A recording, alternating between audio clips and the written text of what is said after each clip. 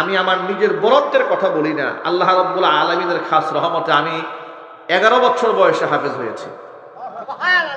তখন আমি জানতাম না যে হাফেজের দাম কত। সুবহানাল্লাহ বলেন। মুরব্বীরা, এলাকার মুরব্বীরা আমাকে বলতেন হাফেজ সাহেব, নাম ধরে ডাকতেন। কি বলতেন? বয়স আমার 11 বছর, আমি সাহেব হয়ে গেছি। এলাকার মানুষ আমার কি বলে? হাফেজ সাহেব। হাফেজ সাহেব বসেন, হাফেজ সাহেব সামনে আসেন, এগুলা বলছে। মনে মনে চিন্তা করতাম, বাবার বয়সী মানুষগুলা আমাকে সাহেব বলে। সুবহানাল্লাহ, কি সম্মান আল্লাহ পাক দিয়েছেন। কিন্তু এটা তো বুঝতাম না যে এই সম্মান তো কোরআনের কারণে। কথা বলেন ঠিক কিনা বলেন? এই সম্মান কিসের কারণে? কোরআনের কারণে। কয়েক বছর আগে গাজীপুরে এক মাহফিলে গেছি। তো মাহফিল কর্তৃপক্ষ আমরা যেখানে যাই সর্বোচ্চ, নিজের সর্বোচ্চ সম্মানটা দেওয়ার চেষ্টা করে। ঠিক কিনা বলেন? সবাই করে। তো যে রুমের মধ্যে আমাদেরকে বসিয়েছে, বসাবার পরে বাড়ির যিনি মালিক তিনি বেশ ধনাঢ্য ব্যক্তি, শ্রীপুরে বাড়ি, চাউলের ব্যবসা করে, বিরাট ধনী মানুষ। আমাদেরকে খাটের মধ্যে বসিয়ে উনি ফ্লোরের মেজের মধ্যে বসলেন, আমার বাবার বয়স। তা আমি তাকে বললাম যে চাচা এটা কি কাজ হলো? আপনি আমাদেরকে খাটে বসিয়ে, আমার সাথে আরো লোকজন ছিল, যে আপনি নিচে বসলেন। বলে হুজুর আপনি আলেম মানুষ, আপনার পাশে কি আমি বসতে পারি নাকি? আল্লাহু আকবার। আমি হতবাক হয়ে গেছি। আমি বললাম চাচা এটা আপনি কি করলেন? আমি তো খুব লজ্জিত হচ্ছে, এখানে লজ্জাবোধ করছে, আপনি একটু উপরে আসেন। উনি কোনোভাবে আসবেন না, নাসর বান্দা টেনে হাত দিয়ে টান দিয়ে এনে পাশে বসালেন। তিনি বললেন হুজুর ইউটিউবে যত বয়ান আসে আমি দোকানে বসে বসে আপনার সব বয়ান শুনি। বয়ান শুনতে শুনতে শুনতে শুনতে আপনার প্রতি আমার এত ভালোবাসা জন্মেছে, এত শ্রদ্ধা ভক্তি হয়েছে, আমি আপনার সামনে বসতেই সাহস পাচ্ছি না। মনে মনে ভাবলাম সন্তান সমতুল্য আমি, পিতৃ সমতুল্য তিনি। আল্লাহর কোরআনের কথা বলার কারণে উনি আমার পাশে বসতে চাচ্ছে না, মাটিতে বসে যাচ্ছে। আল্লাহু আকবার বলেন। খানা খেতে বসেছি, খানা একটু বেশি হয়েছে, জোটা হয়েছে, অনেক সময় বেশি হয়ে যায় না খাবার। পাশ থেকে মুরব্বী প্লেট টান দিয়া বলে হুজুর কোনো টেনশন নেবেন না, খাবার একটু বেশি হয়েছে, কোনো অসুবিধা নেই, এই খানা আমি খাবো। বলেন আপনারা এই মহব্বত কে সৃষ্টি করেছেন? এটা কি টাকা পয়সা দিয়ে সম্ভব? আল্লাহর কসম, পৃথিবীর কোন রাজা বাদশা সেই সম্মান দুনিয়াও পাবে না, আখিরাতেও পাবে না। ছোট্ট একটা দোয়া শিখাই দিয়ে মনে রাখবেন সব সময়, না 5 ওয়াক্ত নামাজের পর আল্লাহকে ডাক দিয়ে বলবেন আল্লাহুম্মা হাসিবিনি হিসাবান ইয়াসীরা, আল্লাহুম্মা হাসিবিনি হিসাবান ইয়াসীরা। আল্লাহ তাআলা তুমি আমাদের জন্য হিসাবকে সহজ করে দাও, হিসাব সহজ করে দাও। হিসাব সহজ করার মানে হচ্ছে বিনা হিসেবে জান্নাত দান করে দেওয়া। কথাটা মনে থাকবে ইনশাআল্লাহ। নবী করিম সাল্লাল্লাহু আলাইহি ওয়াসাল্লাম তিনি বলেছেন সালু লিয়াল ওয়াসিলা, তোমরা আমার জন্য আল্লাহর কাছে ওয়াসিলা তালাশ করবে। ওয়াসিলা হচ্ছে মাকামে মাহমুদ, ওই সম্মানিত স্থান যেখানে সিজদায় পড়ে নবী সাল্লাল্লাহু আলাইহি ওয়াসাল্লাম উম্মতের জন্য কান্নায় ভেঙে পড়বেন। কষ্ট হচ্ছে পিছনে ভাইরা, পয়েন্টগুলো খুব ভালো করে শোনেন। আল্লাহর নবী সিজদায় পড়ে এত কাঁদা কাঁদবেন, আল্লাহর এত প্রশংসা করবেন। নবীজি বলেছেন এমন এমন শব্দে আমি আল্লাহর প্রশংসা করব, ওই শব্দগুলো এখন আমি বলতে পারবো না। লা আকাদিরু আলাইহি, শব্দগুলো আমার জানা নাই।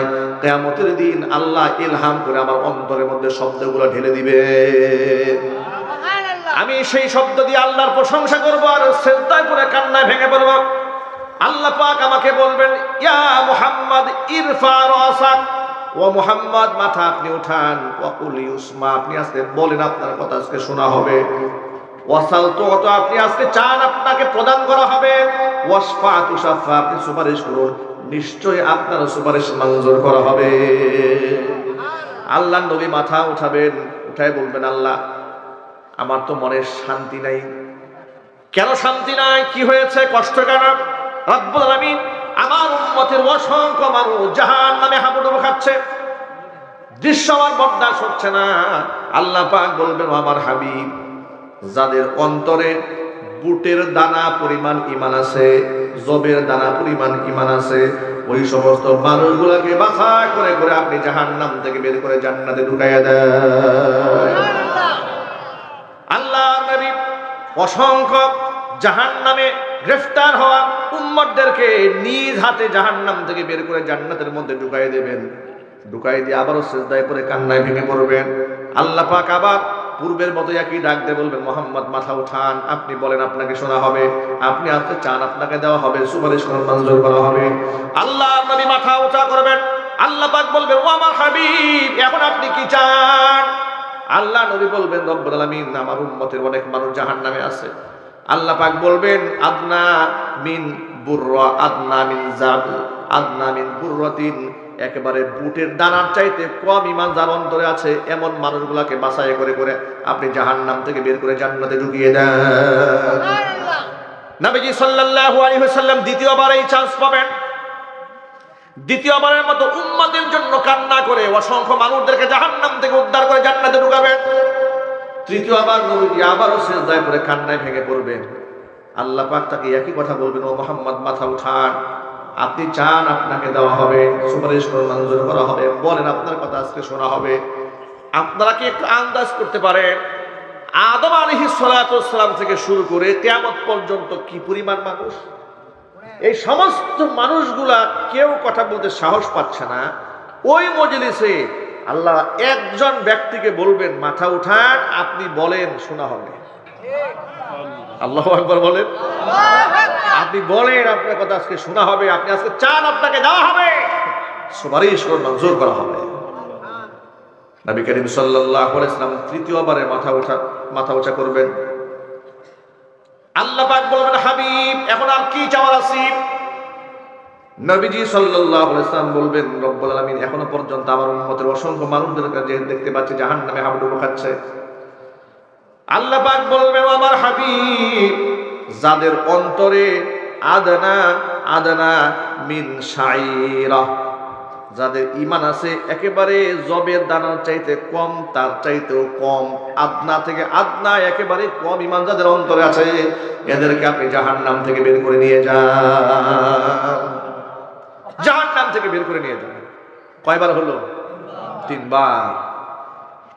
তিনবার রাসূল পাক সাল্লাল্লাহু আলাইহি ওয়াসাল্লাম নিজের জন্য একটা বারের জন্য কিচ্ছু চাইলেন না।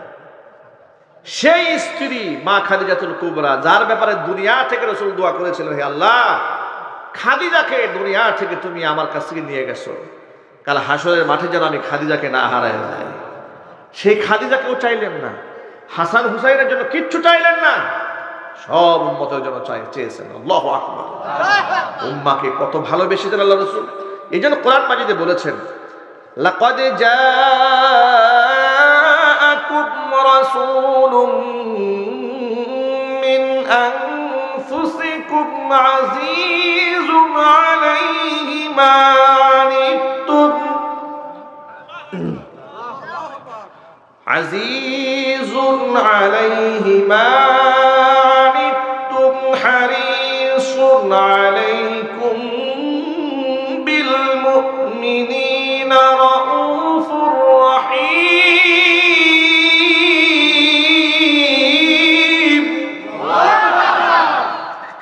মুগীরা আবু সুফিয়ান তাদের সাথে বসে বৈঠক করছিলেন।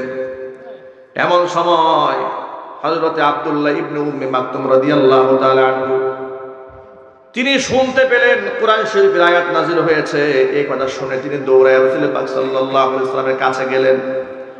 খবর নিয়ে তিনি আল্লাহর নবী পর্যন্ত পৌঁছে গেলেন, কিন্তু অন্ধ হওয়ার কারণে তিনি পরিবেশ বুঝতে পারলেন না যে কোন সিচুয়েশনে আল্লাহর নবী আছেন।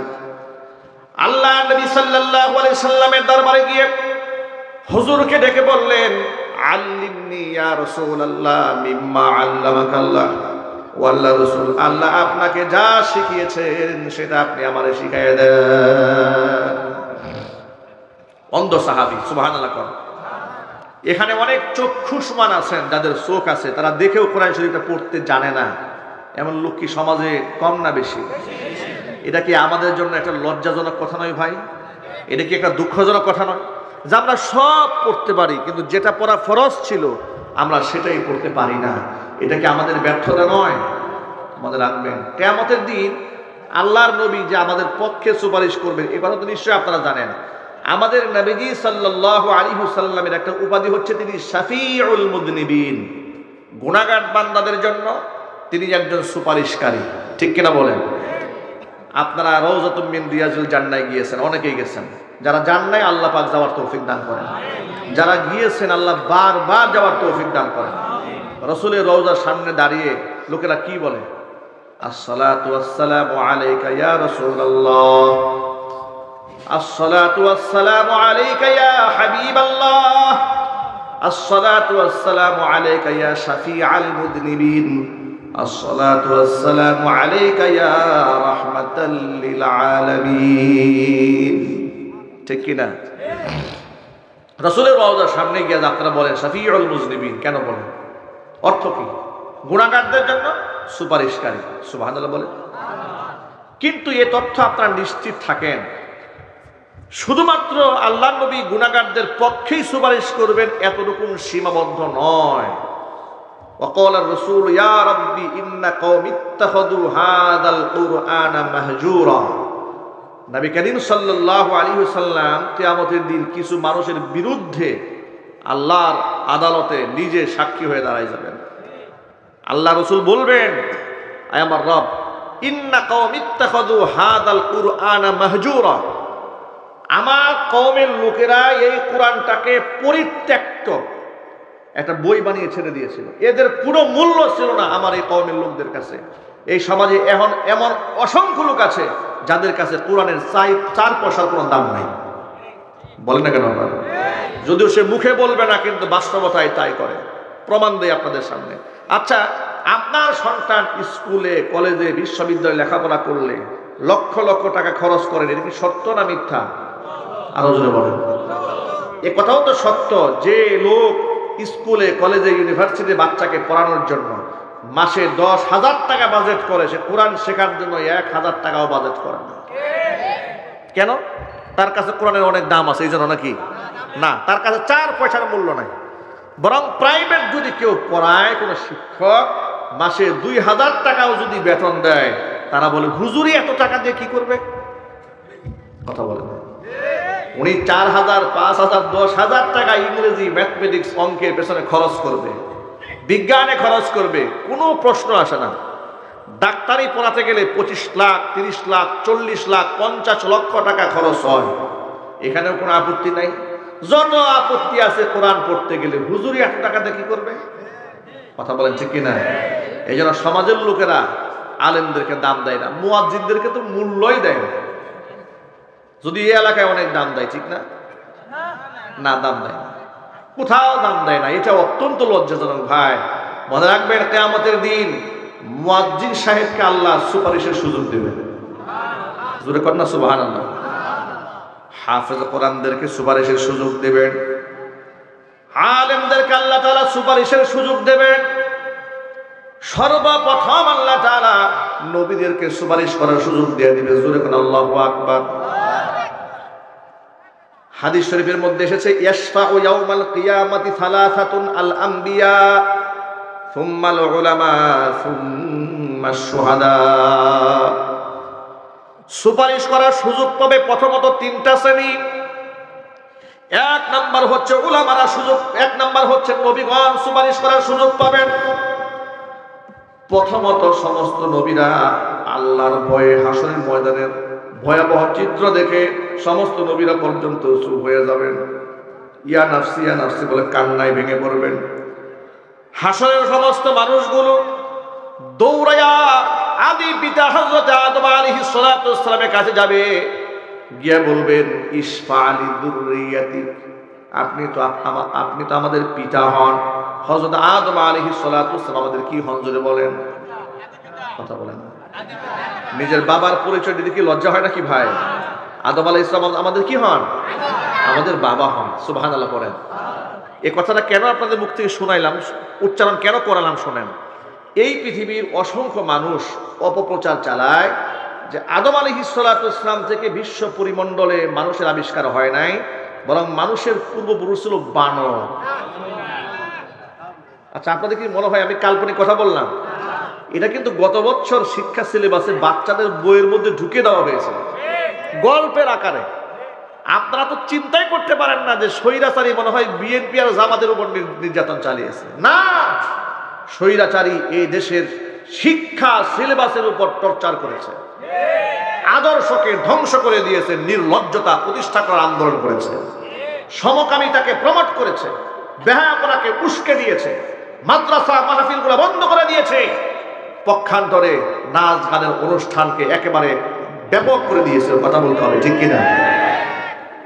বইয়ের সিলেবাসে ওরা দিয়ে দিয়েছিল পূর্বপুরুষ বানর, ওরা ব্যাখ্যা লিখেছে বানর থেকে হঠাৎ, এটা ডারউইনের মতবাদ। ডারউইনের মতবাদটা কি? ডারউইন একটা নেশাগ্রস্ত দার্শনিক ছিল। নেশাগ্রস্ত আমি এই জন্য বললাম যে কত বড় মাতাল হলে এই ধরনের কথা বলতে পারে, যে বানর ছিল গাছে গাছে চলতো, গাছে গাছে লাফাতে লাফাতে এক পর্যায়ে গাছের গুতা খাইয়া পিছর থেকে লেজ খুঁজে বসছে। লেজ খুলে যাওয়ার পরে এরপর আরো কিছুদিন লাফাইছে, এরপরে তিনি গাছের ফল টল হাবি জাবি খাইতে খাইতে আস্তে আস্তে মানুষ হয়ে গেছে। যে এই কথা বলেছে ও কি সুস্থ না পাগল? আরো জোরে বলেন। এই পাগলের সিলেবাস যারা, পাগলের এই কথাকে যারা বইয়ের পাতায় অন্তর্ভুক্তি করেন, ওরা কি? এগুলা ছাগল। কথা বলেন, ঠিক কিনা বলেন? পাগল তো সেটা করেছে, কিন্তু পাগলের এই বক্তব্যকে সমর্থন করে যারা বইয়ের পাতায় ঢুকিয়েছে, এগুলা কি? ছাগল। এই জন্য আপনাদেরকে বলি ভাইয়েরা আমার, আমাদের আদি পিতার নাম কি বলেন তো সকলে? একজন ইব্রাহিম আলাইহিস সালাম। বুঝতে ভুল করেছে। জাতির পিতার নাম কি? ইব্রাহিম আলাইহিস সালাতু সালাম। আর আদি পিতার নাম আদম আলাইহিস সালাতু সালাম। আদম আলাইহিস সালাতু সালাম এই দুনিয়ার প্রথম নবী আর প্রথম মানুষ। হাসরের ময়দানে মানুষগুলো সর্বপ্রথম আদম আলাইহিস সালাতু সালামের কাছে যাবে, গিয়ে বলবেন ইশফালি যুররিয়াতি, আপনি আপনার সন্তানদের জন্য একটু দোয়া করেন আল্লাহর কাছে, সুপারিশ করেন আল্লাহর কাছে। আদম আলাইহিস সালাতু সালাম বলবেন আনা লাস্তু লাহা, আই আনা লাস্তু লিশফা, আমি শাফাআতের উপযুক্ত মনে করি না নিজেকে।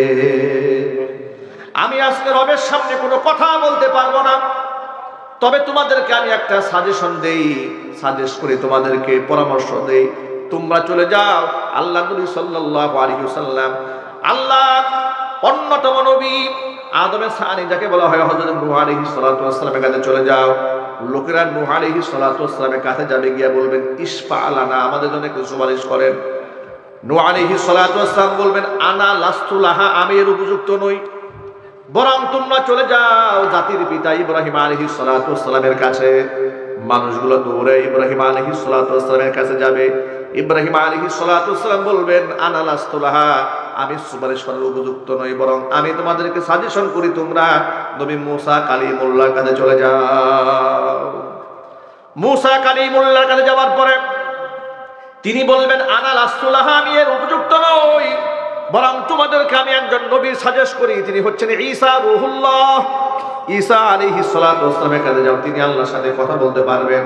ঈসা আলাইহিস সালাতু ওয়াসসালামের কাছে যাওয়ার পরে তিনি বলবেন আনা লাস্তু লাহা, আইলা আনা লাস্তু লিশফা, আমি শাফাআতের উপযুক্ত নই, বরং তোমাদেরকে আমি সাজেস্ট করি দু জাহানের বাদশা আখিরি জামানার পয়গম্বর বিশ্বনবী মুহাম্মদ রাসূলুল্লাহ সাল্লাল্লাহু আলাইহি ওয়াসাল্লামের কাছে তোমরা চলে যাও, তিনি সুপারিশ করার একমাত্র হকদার। সব মানুষ দৌড়ে আমাদের নবীর কাছে যাবে, গিয়ে বলবেন আপনি আমাদের জন্য একটু দোয়া করেন। হুজুর বলবেন আনা লাহা, আনা লাহা, নিশ্চয়ই আমি এর হকদার। চিল্লাবেন আল্লাহু আকবার। আমাদের নবী কিয়ামতের দিন শাফাআতে কুবরা করবেন। শাফাআতে কুবরা হচ্ছে সমস্ত হাসরবাসীর জন্য তিনি আল্লাহর কাছে সুপারিশ করবেন। বিচার কার্য শুরু হয়ে যাবে। বিচার কার্য শুরু হওয়ার পরে নবীকে আল্লাহ পাক স্পেশাল একটা পাওয়ার দিবেন। সেই পাওয়ারটা কি শুনেন? সেই পাওয়ার হলো আল্লাহ পাক তার হাবিবকে ডাক দিয়ে বলবেন ইয়া মুহাম্মদ আদখিল মিন উম্মাতিকা মান লা হিসাবা আলাইহিম মিনাল বাবিল আইমান। জান্নাতের ডান পাশে একটা দরজা আছে, ওই দরজা দিয়ে আপনার উম্মতের ওই সমস্ত ব্যক্তিদেরকে আপনি জান্নাতে ঢুকায় দেন যাদের আমল নামার কোনো হিসাব হবে না। আপনার পছন্দ মতো আপনি ঢুকায় দেন। আল্লাহর নবী অসংখ্য মানুষদেরকে নিজ হাতে জান্নাতে ঢুকাই দিবেন যাদের আমল নামার মধ্যে কোনো হিসাব হবে না। আল্লাহ রাব্বুল আলামিন আপন মেহেরবানিতে সকলকে মাফ করে দিবেন। প্রিয় ভাইরা, যাদেরকে আল্লাহ বিনা হিসেবে জান্নাত দেবেন তাদের মধ্যে আমাদের নামটাও যেন আল্লাহ পাক রাখেন। জোরে জোরে কান আল্লাহুম্মা আমিন। ছোট্ট একটা দোয়া শিখাই দিয়ে মনে রাখবেন সব সময়, না 5 ওয়াক্ত নামাজের পর আল্লাহকে ডাক দিয়ে বলবেন আল্লাহুম্মা হাসিবিনি হিসাবান ইয়াসীরা, আল্লাহুম্মা হাসিবিনি হিসাবান ইয়াসীরা। আল্লাহ তাআলা তুমি আমাদের জন্য হিসাবকে সহজ করে দাও, হিসাব সহজ করে দাও। হিসাব সহজ করার মানে হচ্ছে বিনা হিসেবে জান্নাত দান করে দেওয়া। কথাটা মনে থাকবে ইনশাআল্লাহ। নবী করিম সাল্লাল্লাহু আলাইহি ওয়াসাল্লাম তিনি বলেছেন সালু লিয়াল ওয়াসিলা, তোমরা আমার জন্য আল্লাহর কাছে ওয়াসিলা তালাশ করবে। ওয়াসিলা হচ্ছে মাকামে মাহমুদ, ওই সম্মানিত স্থান যেখানে সিজদায় পড়ে নবী সাল্লাল্লাহু আলাইহি ওয়াসাল্লাম উম্মতের জন্য কান্নায় ভেঙে পড়বেন। কষ্ট হচ্ছে পিছনে ভাইরা, পয়েন্টগুলো খুব ভালো করে শোনেন। আল্লাহর নবী সিজদায় পড়ে এত কাঁদা কাঁদবেন, আল্লাহর এত প্রশংসা করবেন। নবীজি বলেছেন এমন এমন শব্দে আমি আল্লাহর প্রশংসা করব, ওই শব্দগুলো এখন আমি বলতে পারবো না। লা আকাদিরু আলাইহি, শব্দগুলো আমার জানা নাই। কিয়ামতের দিন আল্লাহ ইলহাম করে আমার অন্তরের মধ্যে শব্দগুলো ঢেলে দিবে। আমি সেই শব্দ দিয়ে আল্লাহর প্রশংসা করব আর সিজদায় পড়ে কান্নায় ভেঙে পড়ব। আল্লাহ পাক আমাকে বলবেন ইয়া মুহাম্মদ ইরফা রাসাক, ও মুহাম্মদ মাথা আপনি উঠান, ওয়াকুল ইউসমা, আপনি আজকে বলেন আপনার কথা আজকে শোনা হবে। ওয়াসাল তো আপনি আজকে চান আপনাকে প্রদান করা হবে। ওয়াসফা তুশাফা, আপনি সুপারিশ করুন, নিশ্চয়ই আপনার সুপারিশ মঞ্জুর করা হবে। আল্লাহ নবী মাথা উঠাবেন, উঠায় বলবেন আল্লাহ আমার তো মনে শান্তি নাই। কেন শান্তি নাই, কি হয়েছে, কষ্ট কেন? রব্বুল আলামিন আমার উম্মতের অসংখ্য মানুষ জাহান্নামে হাবুডুবু খাচ্ছে, দৃশ্য আমার বরদাস্ত হচ্ছে না। আল্লাহ পাক বলবেন আমার হাবিব, যাদের অন্তরে বুটের দানা পরিমাণ ঈমান আছে, জবের দানা পরিমাণ ঈমান আছে, ওই সমস্ত মানুষগুলোকে বাছাই করে করে আপনি জাহান্নাম থেকে বের করে জান্নাতে ঢুকাইয়া দেন। আল্লাহ নবী অসংখ্য জাহান্নামে গ্রেফতার হওয়া উম্মতদেরকে নিজ হাতে জাহান্নাম থেকে বের করে জান্নাতের মধ্যে ঢুকাই দেবেন। ঢুকাই দিয়ে আবারও সিজদায় পড়ে কান্নায় ভেঙে পড়বেন। আল্লাহ পাক আবার পূর্বের মতো একই ডাক দিয়ে বলবেন মুহাম্মদ মাথা উঠান, আপনি বলেন আপনাকে শোনা হবে, আপনি আজকে চান আপনাকে দেওয়া হবে, সুপারিশ করা মঞ্জুর করা হবে। আল্লাহ নবী মাথা উঁচা করবেন, আল্লাহ পাক বলবেন ও আমার হাবিব এখন আপনি কি চান? আল্লাহ নবী বলবেন রব্বুল আলামিন আমার উম্মতের অনেক মানুষ জাহান্নামে আছে। আল্লাহ পাক বলবেন আদনা মিন বুররা, আদনা মিন জাব, আদনা মিন বুররাতিন, একেবারে বুটের দানার চাইতে কম ঈমান যার অন্তরে আছে এমন মানুষগুলোকে বাছাই করে করে আপনি জাহান্নাম থেকে বের করে জান্নাতে ঢুকিয়ে দেন। সুবহানাল্লাহ। নবীজি সাল্লাল্লাহু আলাইহি ওয়াসাল্লাম দ্বিতীয়বার এই চান্স পাবেন, দ্বিতীয়বারের মতো উম্মতের জন্য কান্না করে অসংখ্য মানুষদেরকে জাহান্নাম থেকে উদ্ধার করে জান্নাতে ঢুকাবেন। তৃতীয়বার নবীজি আবারও সিজদায় পড়ে কান্নায় ভেঙে পড়বেন। আল্লাহ পাক তাকে একই কথা বলবেন ও মুহাম্মদ মাথা উঠান, আপনি চান আপনাকে দেওয়া হবে, সুপারিশ করে মঞ্জুর করা হবে, বলেন আপনার কথা আজকে শোনা হবে। আপনারা কি একটু আন্দাজ করতে পারেন আদম আলাইহিস সালাতু ওয়াস সালাম থেকে শুরু করে কিয়ামত পর্যন্ত কি পরিমাণ মানুষ? এই সমস্ত মানুষগুলা কেউ কথা বলতে সাহস পাচ্ছে না। ওই মজলিসে আল্লাহ একজন ব্যক্তিকে বলবেন মাথা উঠান, আপনি বলেন শোনা হবে। আল্লাহু আকবার বলেন, আপনি বলেন আপনার কথা আজকে শোনা হবে, আপনি আজকে চান আপনাকে দেওয়া হবে, সুপারিশ করে মঞ্জুর করা হবে। নবী করিম সাল্লাল্লাহু আলাইহি ওয়াসাল্লাম তৃতীয়বারে মাথা উঁচা করবেন। আল্লাহ পাক বলবেন হাবিব এখন আর কি চাওয়ার আছে? নবীজি সাল্লাল্লাহু আলাইহি ওয়াসাল্লাম বলবেন রব্বুল আলামিন এখনো পর্যন্ত আমার উম্মতের অসংখ্য মানুষদেরকে যে দেখতে পাচ্ছি জাহান্নামে হাবুডুবু খাচ্ছে। আল্লাহ পাক বলবেন আমার হাবিব যাদের অন্তরে আদনা আদনা মিন শাইরা, যাদের ঈমান আছে একেবারে জবের দানার চাইতে কম, তার চাইতেও কম, আদনা থেকে আদনা একেবারে কম ঈমান যাদের অন্তরে আছে এদেরকে আপনি জাহান্নাম থেকে বের করে নিয়ে যান। জাহান্নাম থেকে বের করে নিয়ে যান। কয়বার হলো? তিনবার। তিনবার রাসূল পাক সাল্লাল্লাহু আলাইহি ওয়াসাল্লাম নিজের জন্য একটা বারের জন্য কিচ্ছু চাইলেন না।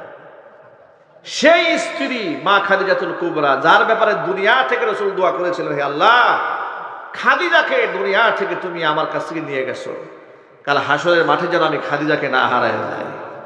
সেই খাদিজাকেও চাইলেন না, হাসান হুসাইনের জন্য কিচ্ছু চাইলেন না, সব উম্মতের জন্য চেয়েছেন। আল্লাহু আকবার। উম্মাকে কত ভালোবেসেছেন আল্লাহ রাসূল। এই জন্য কোরআন মাজিদে বলেছেন, লাকাদ জাআকুম রাসূলুম মিন আনফুসিকুম আজিজুন আলাইহি মা আনিতুম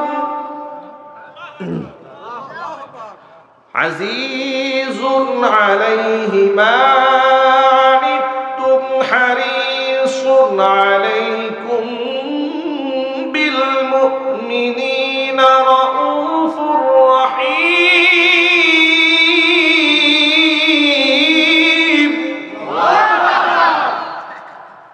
আল্লাহ বলেছেন, লাকাদ জাআকুম রাসূলুম মিন আনফুসিকুম, তোমাদের ভিতর থেকে তোমাদের কাছে এসেছে এমন একজন রাসূল, আজিজুন আলাইহি মা আনিতুম, যিনি তোমাদের কষ্টে বড়ই কষ্ট পান, হারিসুন আলাইকুম আই হারিসুন আলা হিদায়াতিকুম, তোমাদের হেদায়েতের জন্য যিনি সবচেয়ে বড় আকাঙ্ক্ষা রাখেন, বিল মুমিনিনা রাউফুর রহিম, যিনি ইমানদারদের জন্য অতীব দয়ালু আর তার মনটা বড় ভালোবাসায় পরিপূর্ণ। জোরে জোরে বলুন সুবহানাল্লাহ।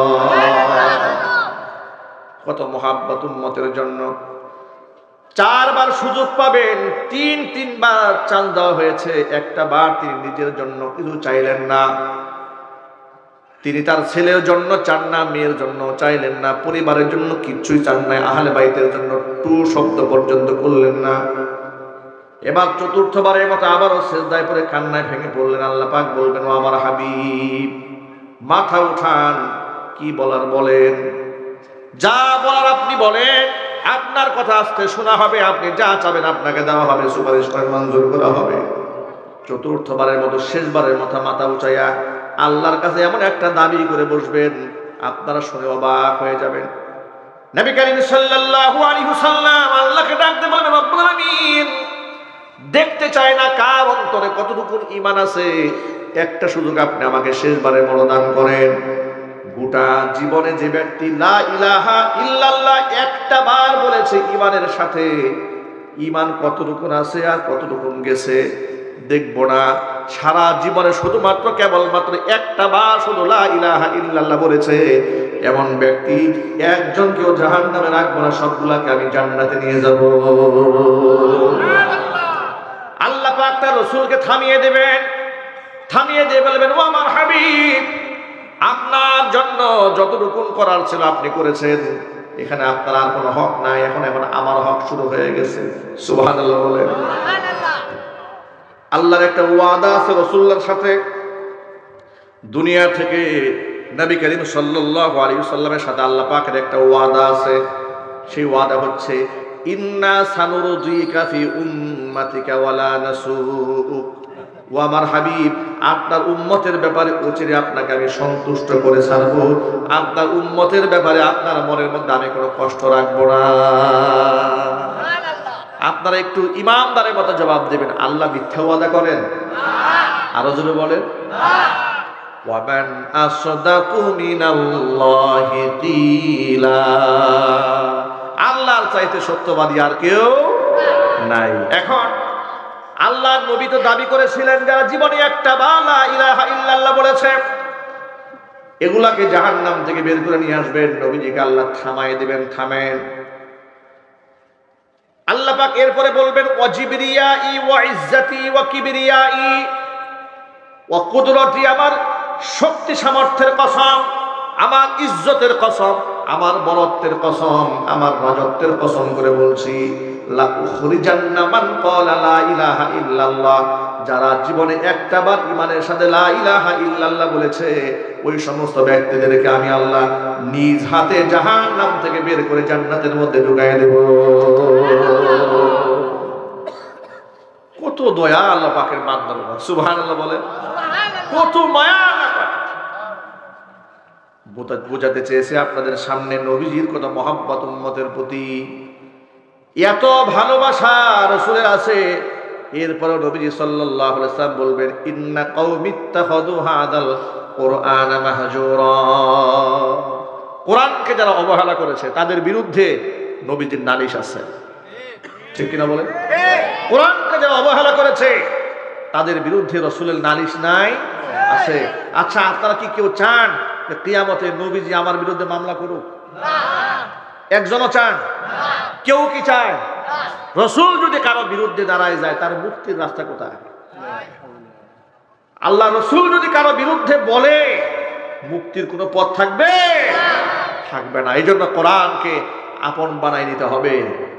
ইনশাআল্লাহ আমাদের ঘরে ঘরে একজন করে কোরআনের হাফেজ তৈরি হবে। ইনশাআল্লাহ বলতে খুব কষ্ট হচ্ছে নাকি?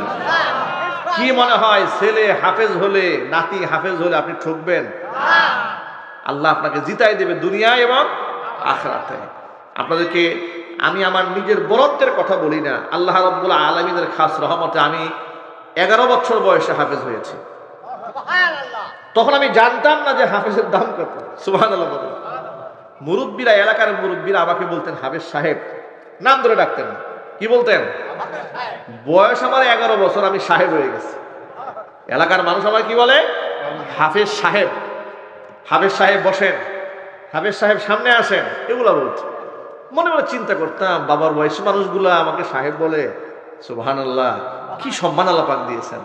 কিন্তু এটা তো বুঝতাম না যে এই সম্মান তো কোরআনের কারণে। কথা বলে ঠিক কিনা বলে? এই সম্মান কিসের কারণে? কোরআনের কারণে। কয়েক বছর আগে গাজীপুরে এক মাহফিলে গেছি। তো মাহফিল কর্তৃপক্ষ আমরা যেখানে যাই সর্বোচ্চ, নিজের সর্বোচ্চ সম্মানটা দেওয়ার চেষ্টা করে, ঠিক কিনা বলেন? সবাই করে। তো যে রুমের মধ্যে আমাদেরকে বসিয়েছে, বসাবার পরে বাড়ির যিনি মালিক তিনি বেশ ধনাঢ্য ব্যক্তি, শ্রীপুরে বাড়ি, চাউলের ব্যবসা করে, বিরাট ধনী মানুষ। আমাদেরকে খাটের মধ্যে বসিয়ে উনি ফ্লোরের মেজের মধ্যে বসলেন, আমার বাবার বয়সী। তা আমি তাকে বললাম যে চাচা এটা কি কাজ হলো? আপনি আমাদেরকে খাটে বসিয়ে, আমার সাথে আরো লোকজন ছিল, যে আপনি নিচে বসলেন। বলে হুজুর আপনি আলেম মানুষ, আপনার পাশে কি আমি বসতে পারি নাকি? আল্লাহু আকবার। আমি হতবাক হয়ে গেছি। আমি বললাম চাচা এটা আপনি কি করলেন? আমি তো খুব লজ্জিত হচ্ছে, এখানে লজ্জাবোধ করছে, আপনি একটু উপরে আসেন। উনি কোনোভাবে আসবেন না, নাসর বান্দা টেনে হাত দিয়ে টান দিয়ে এনে পাশে বসালেন। তিনি বললেন হুজুর ইউটিউবে যত বয়ান আসে আমি দোকানে বসে বসে আপনার সব বয়ান শুনি। বয়ান শুনতে শুনতে শুনতে শুনতে আপনার প্রতি আমার এত ভালোবাসা জন্মেছে, এত শ্রদ্ধা ভক্তি হয়েছে, আমি আপনার সামনে বসতেই সাহস পাচ্ছি না। মনে মনে ভাবলাম সন্তান সমতুল্য আমি, পিতৃ সমতুল্য তিনি। আল্লাহর কোরআনের কথা বলার কারণে উনি আমার পাশে বসতে চাচ্ছে না, মাটিতে বসে যাচ্ছে। আল্লাহু আকবার বলেন। খানা খেতে বসেছি, খানা একটু বেশি হয়েছে, জোটা হয়ে গেছে, অনেক সময় বেশি হয়ে যায় না খাবার। পাশ থেকে মুরব্বি প্লেট টান দিয়া বলে হুজুর কোনো টেনশন নেবেন না, খাবার একটু বেশি হয়েছে, কোনো অসুবিধা নেই, এই খানা আমি খাবো। বলেন আপনারা এই মহব্বত কে সৃষ্টি করেছেন? এটা কি টাকা পয়সা দিয়ে সম্ভব? আল্লাহর কসম, পৃথিবীর কোন রাজা বাদশা সেই সম্মান দুনিয়াও পাবে না, আখিরাতেও পাবে না যে সম্মান একজন